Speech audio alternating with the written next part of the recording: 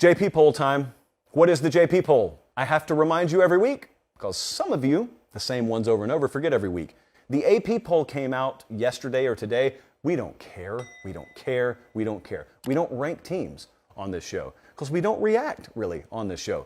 We have our own proprietary model here. And if you ever think I make a good point on this show, it's probably just because the model powered the point. If I make a bad point, it's also on the model. So you know it's never really my fault one way or the other. We do very much an odds-making Vegas-style power poll, power rating. And so what we do is every Tuesday night on this show, as long as people care about it, I will show them to you. We don't take 10 minutes on this, but I'm going to show you. So this is updated. Every game's in the books. We're headed into week 2. This is strictly forward-focused. It is predictive. It is who we would favor against who, neutral field tomorrow. I'm going to go ahead and spoil something for you. We got Utah ahead of Florida in this power rating right now. And the reason, and the only reason, kind of like odds makers, is Utah would be favored narrowly against Florida on a neutral field if they played today. And that's it. I watched the game the other night. So anyway, we'll get to that in a second. Let's start, I think at 25, Jesse. We're going to start all the way down at 25. Yeah, let's do it. Auburn is at 25. I'm going to read them for the podcast crowd. Cincinnati lost to Arkansas. Doesn't matter. They were impressive. We bumped them up to 24. Ole Miss, kind of in the same spot. Kentucky in the same spot. Oklahoma State, defensively, my guess is the model is punishing them for giving up a lot of points to Central Michigan. So Oklahoma State is 21. Let's head into the top 20. It's going to get really, really narrow here. To tell you how narrow this is, I'm probably going to repeat this stat a couple of times. The gap between my 10th rated team and the 24th rated team is 3.8 points. So if you have any complaints that someone's rated 19th and someone's rated 14th, it doesn't matter. They're all the same. There's just this great big rubber band ball, and there are 14 teams separated by 3.8 points. Okay, with that caveat out there that will be ignored, I can predict the comment section already. USC is number 20. Florida goes from being unrated to number 19. Texas, likewise, went from being unrated to being number 18. Big jumps, but it is week 1 to week 2, so presumably that's when the biggest jumps would happen. Check out Mississippi State. According to the JP poll, they're the most underrated team in the country. Mississippi State is at 17. Michigan State is at 16. And because all these teams look to have climbed, there have to be some teams that fell. You just saw them. Let's go top 15 here. It gets really saucy. Baylor's down a couple of spots.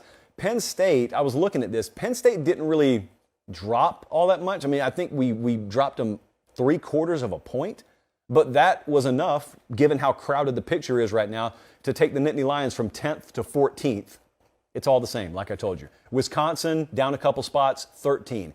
Tennessee's up 3. They're at number 12. Notre Dame lost to Ohio State, but climbed 3 spots. So the model actually said maybe 14 was a little too low for Notre Dame. So it bumped it up to 11, bumped them up to 11. Here we go, top 10 time. We can't afford the drum roll. We invested all our money in the spinny graphic. So the number 10 team in the country, which I have to be real with you, I'm still in the remains to be seen camp on, is Miami. And Utah's number 9. Model dropped them 1 spot. They lost narrowly on the road. It was a narrow point spread. There is a huge knee-jerk reaction in the market because of obviously someone getting a win, someone getting a loss. I know this is going to sound crazy and counterintuitive. In the odds-making world, in the power rating world, that number 0, you know, if you win 21-19, you beat me by 2 points and we cross 0 there, it doesn't matter. It's just a 2-point difference.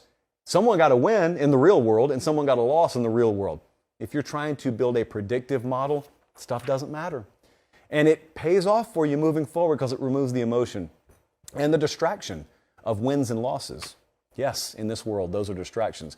Utah's number 9, Arkansas's number 8. Now, we're getting into territory where there are tiers here. There is a fall off, a little fall off between our number 7 team, which is Oklahoma, and number 8 through 24.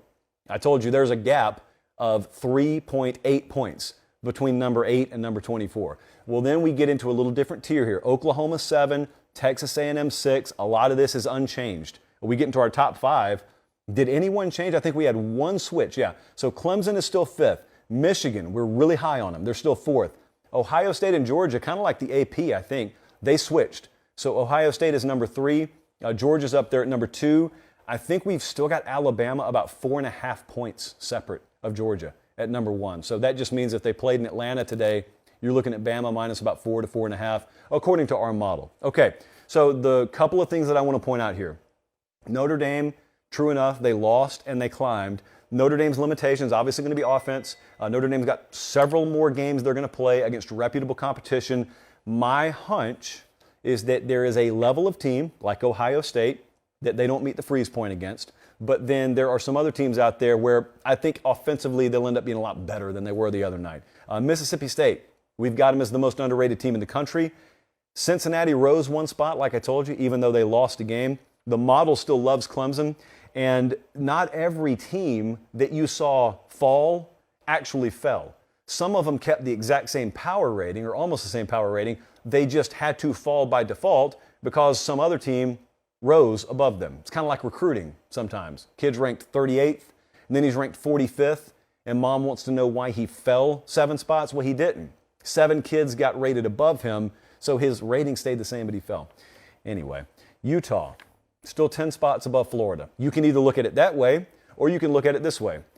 We would have Utah minus 1.85 points on a neutral field today. In other words, they're the same team. They're rated the same team right now. I mean, I'm going to get so much pushback from people who don't watch the segment on that cluster of teams, 8 through 24, and it's just not worth arguing about. It's week 2. If you just want me to save you time and say, yeah, we're probably wrong, I'll probably just end up saying that. So that is the JP poll, week 2. Looking very forward to seeing how that thing gets shaken up over the coming weeks. Thanks for watching, guys. Don't leave yet. Don't leave yet. Make sure you like the video and please subscribe to the channel. Not just for me, that's how we keep this entire thing free.